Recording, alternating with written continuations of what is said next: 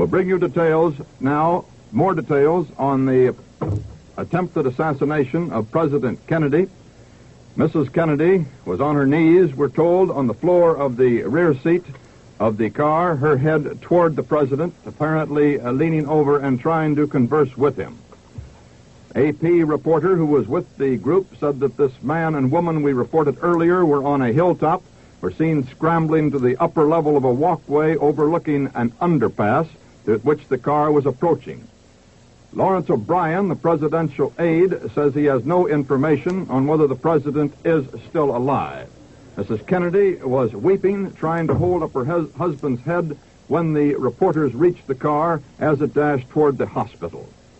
Vice President Lyndon Johnson was in the car behind the president. There was no immediate sign that he was hurt. Repeating that, no indication Vice President Johnson was hurt. In fact, there was no evidence at all at what might have happened to Johnson, since only the president's car and its Secret Service follow-up car went on to the hospital.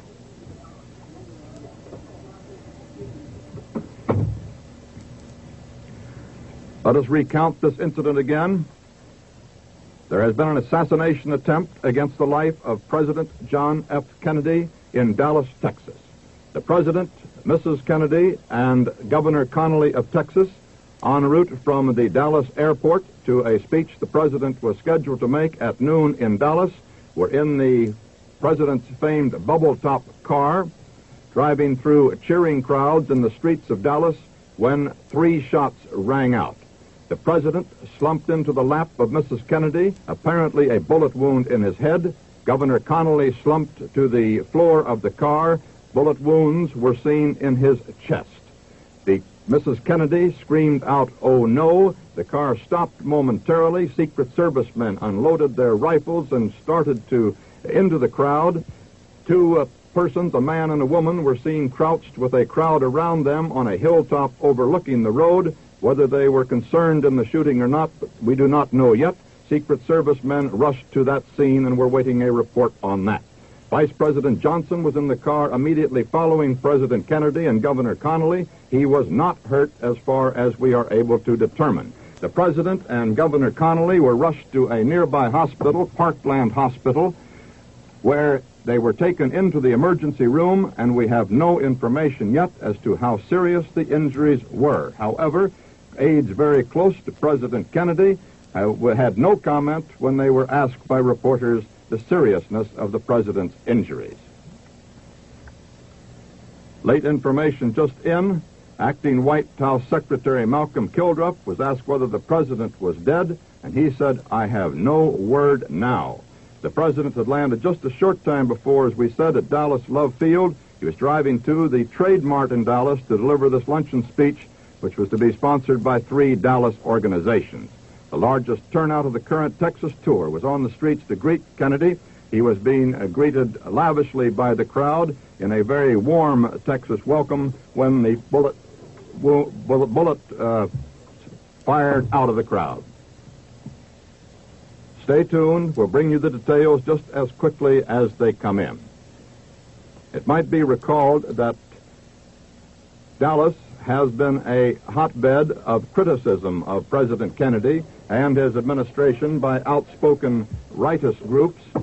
Only 2 weeks ago, Ambassador Adlai Stevenson of the United Nations was in an incident in Dallas when he was besieged by pickets, far right-wing pickets, outside of a speech he made there, and he was struck in the head by a picket sign by an outraged conservative who felt we should not be in the United Nations. Even today, through Dallas, there were cars touring the streets with signs, U.S. or UN. A little late information. Rear Admiral George Berkeley, the United States Navy, the White House physician, rushed into that Parkland Hospital in Dallas. He headed for the emergency room where the president and Governor Connally were taken. We're still awaiting word as to the condition of the president from that emergency room.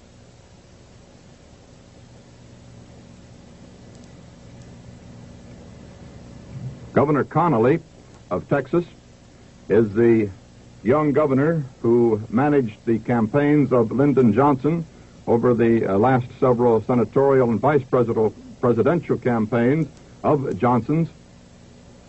He is a leader of what is considered the more conservative wing of the Democratic Party in Texas. Part of the reason for President Kennedy's being in Texas was to try to patch up differences between the conservative and liberal wings of the Democratic Party, which it was believed endangered the chances of the administration taking Texas in the 1964 election.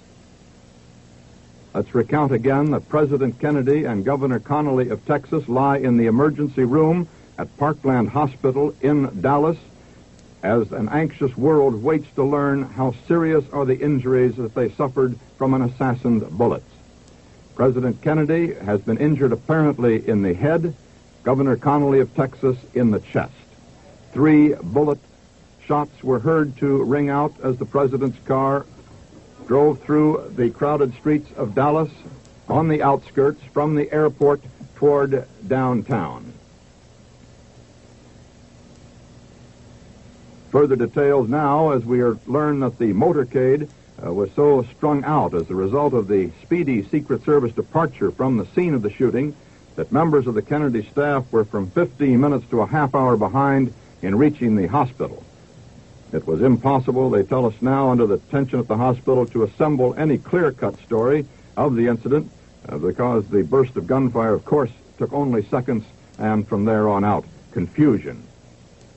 Some of the Secret Service agents thought the gunfire, however, was from an automatic weapon fired to the right rear of the chief executive's car, possibly from a grassy knoll, and that's that knoll to which motorcycle policemen were seen racing and where the huddled figures of a man and a woman were seen on the ground with a crowd surrounding them, which suggests, of course, that perhaps this is where the shots came from. This we do not know as yet positively.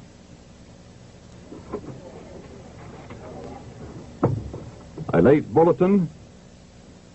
Representative Albert Thomas, the Democrat from Houston, Texas, says that he has been informed that President Kennedy and Governor Connally of Texas are still alive, or at least were still alive at the last word he had a few moments ago from Parkland Hospital.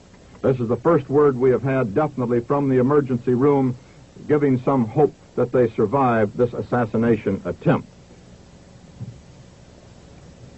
The last assassination attempt against a president of the United States was that attack against President Truman when he was living at Blair House in Washington, and Puerto Rican nationalists charged the Blair House steps, attempted to enter Blair House.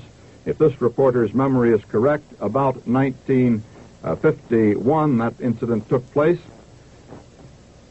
They were cut down by Secret Service agents, but a Secret Service man died thwarting that attempt to enter Blair House. The president, Truman at the time, was only barely aware of what was going on.